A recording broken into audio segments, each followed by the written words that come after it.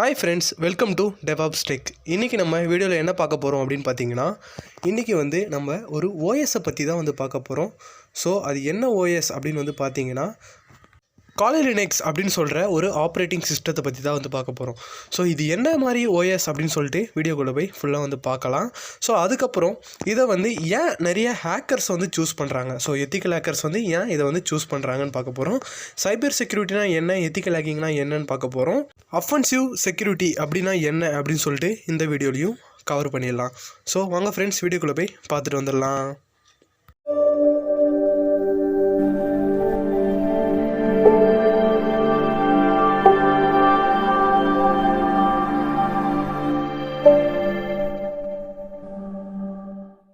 இப்போ பாத்தீங்கன்னா day to day லைஃப்ல பாத்தீங்கன்னா கம்ப்யூட்டர் நிறையவே இப்போ டெக்னாலஜி டெவலப்மெண்ட் ஆயிட்டு இருக்கு.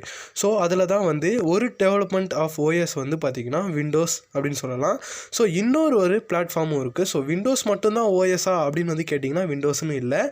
ஸோ லினக்ஸ் ஆப்ரேட்டிங் சிஸ்டம் அப்படின்னு சொல்லிட்டு ஒரு ஓஎஸும் இருக்குது. அதுக்கப்புறம் பார்த்தீங்கன்னா மேக் அப்படின்ற ஓஎஸும் இருக்குது. ஸோ இந்த ஓஎஸ் எந்த வேரியண்ட்டில் வரும் அப்படின்னு பார்த்தீங்கன்னா, ஸோ லினக்ஸ் ஆப்ரேட்டிங் சிஸ்டத்தில் இந்த ஓஎஸ் வரும். ஸோ லினக்ஸில் பார்த்தீங்கன்னா நிறைய டைப் ஆஃப் OS இருக்குது.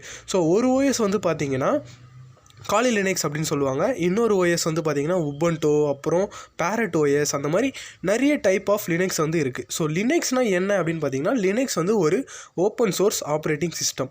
ஓகேவா, இந்த OS ஓப்பன் சோர்ஸாக இருக்கிறதுனால யார் வேணாலும் ஈஸியாக டவுன்லோட் பண்ணி யூஸ் பண்ணிக்க முடியும். ஸோ அதுவும் எந்தவித காஸ்ட்டும் இல்லாமல் ஃப்ரீயாக டவுன்லோட் பண்ணி யூஸ் பண்ணிக்கலாம். ஓகேவா, இதில் லினக்ஸ்னால் ஃபுல் அண்ட் ஃபுல் ஃப்ரீன்னு கிடையாது. ஸோ ஒரு சில சாஃப்ட்வேர்ஸ் இதுலேயும் பர்ச்சேஸ்டு சாஃப்ட்வேர் இருக்குது. ஸோ அது என்னென்ன சாஃப்ட்வேர்னு சரியாக தெரியல. ஸோ அப்படி தெரிஞ்சதுன்னா நீங்கள் கமெண்ட் செக்ஷனில் கமெண்ட் பண்ணுங்கள். நானும் அடுத்த வீடியோவில் அதை பற்றி போட ட்ரை பண்ணுறேன். ஸோ அந்த மாதிரி இருக்கிற ஒரு OS தான் இந்த Kali Linux அப்படின்ற ஒரு OS.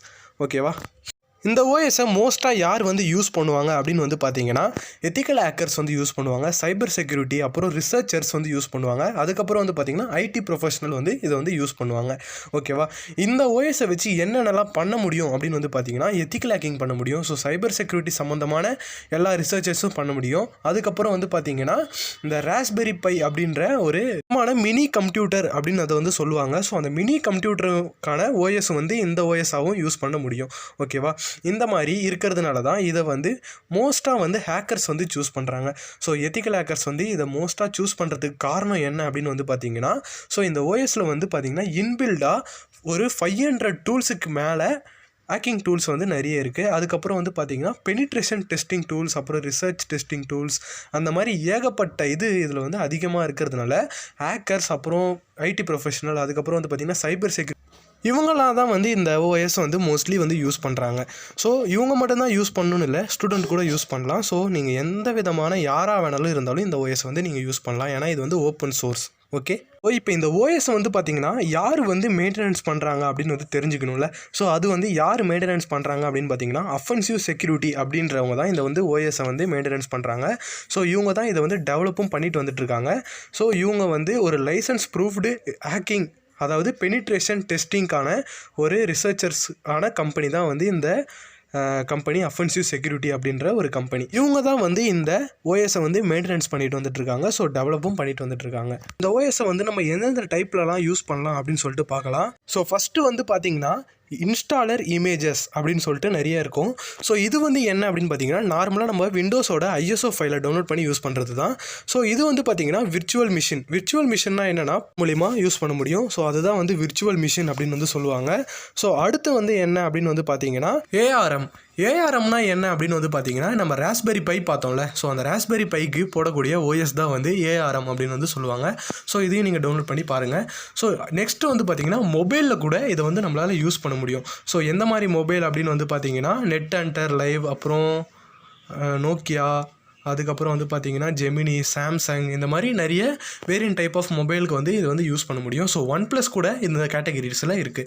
ஸோ நீங்கள் OnePlus வச்சுருந்தீங்கன்னா ட்ரை. நெக்ஸ்ட்டு என்ன அப்படின்னு பார்த்தீங்கன்னா லைவ் பூட் பிரிஸ்டன்ஸ் அப்படின்னு சொல்லுவாங்க. ஸோ லைவ் பூட் அப்படின்னா என்னென்னா, ஒரு பென்ட்ரைவில் OSஐ பூட் பண்ணி யூஸ் பண்ண முடியும்.